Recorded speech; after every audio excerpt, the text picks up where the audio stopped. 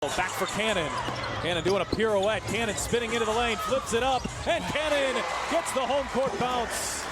Man, that was incredible. She had to flick it up there before she traveled and did a good job just with so much poise. Flicks it up there. Jefferson inside, charging Gustafson. Denial! Aaliyah Boston, the eraser. We've seen it now twice.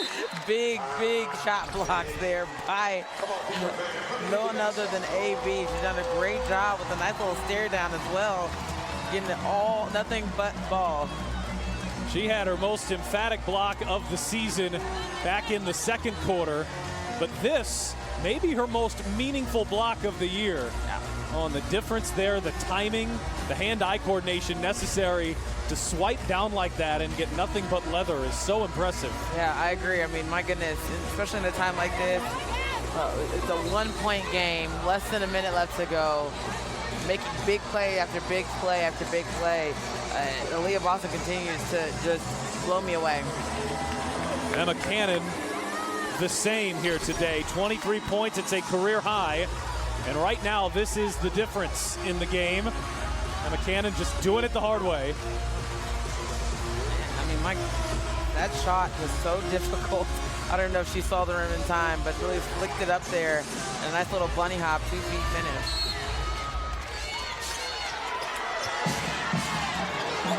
Inbound Taurasi on the baseline, way overshot it. Oh, you didn't expect that. Taurasi's been brilliant tonight, but it's an air ball by Taurasi. The Fever get the stop. They have possession. Now, Phoenix was clearly playing, or trying to play 2 for 1 there. Yeah. Now, you could make the case they did that a little too early because there still would be some time here if Indiana wanted to try to do the same thing.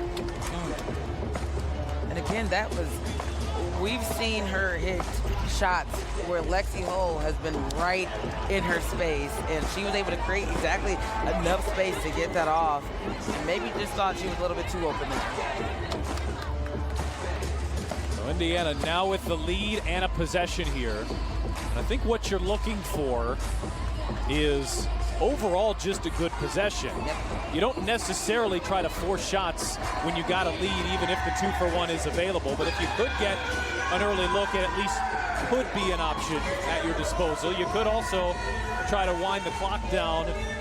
There's still plenty of time between the clocks, but try to take a little bit of time off of Phoenix's possession if you wanted to. Yeah, I think that's their best bet. Just getting into a good offense, maybe a long offense, and then once push comes to shove, hit those boards like your life depends on it. No matter who's shooting or what time to shoot it, make sure that you go in and try to make a play off that rebound.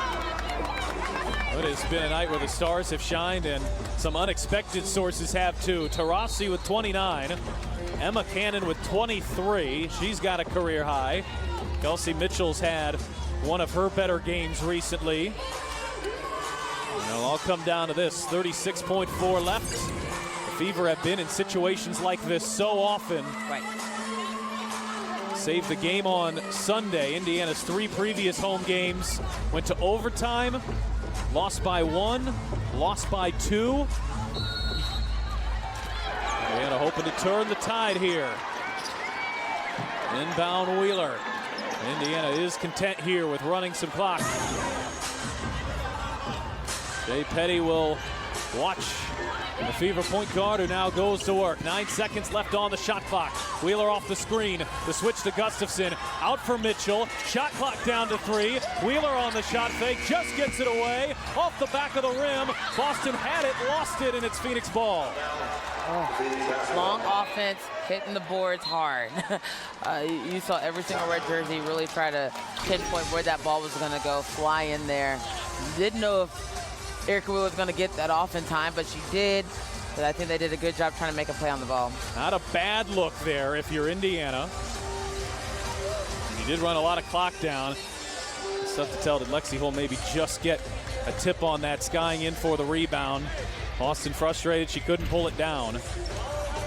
How often have we seen the reverse of this year, with Indiana down by a point or two and needing a bucket? The Fever haven't had a lot of work in lead protection here in the final possession. Right. I mean, like I said, we've seen this time and time again, and I think they're doing a good job this season just even being in the conversation. But now these close wins, it's time to turn them into wins. Fever are potentially a stop away from snapping a 3-game losing streak. They've lost 5 straight in their building and are looking for their second home win of the year. This has been the story of Fever basketball this year. Down to the final possession, down to the final moments. Diana Taurasi has 29 points.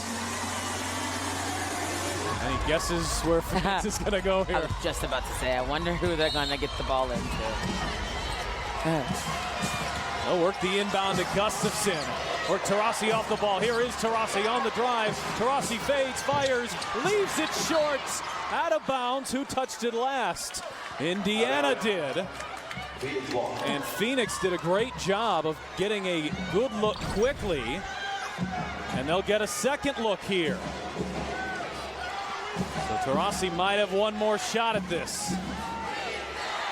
Ready to inbound underneath her baskets. This is an awkward angle to get it into Gustafson. Back to Petty. The switch on to Boston. She flips it up. That won't go. Boston the rebound. And that should be enough to secure an Indiana win. They had to do it twice. But twice is nice on the defensive end for the Fever. I mean, what a brilliant play there. I think it was a great attack. It almost looked like it was going in from my angle, but just to rim around and get the defensive board there, that couldn't have been a better play. This should give the Fever a whole lot of confidence going in and say, hey, I can definitely put a stop. Oh.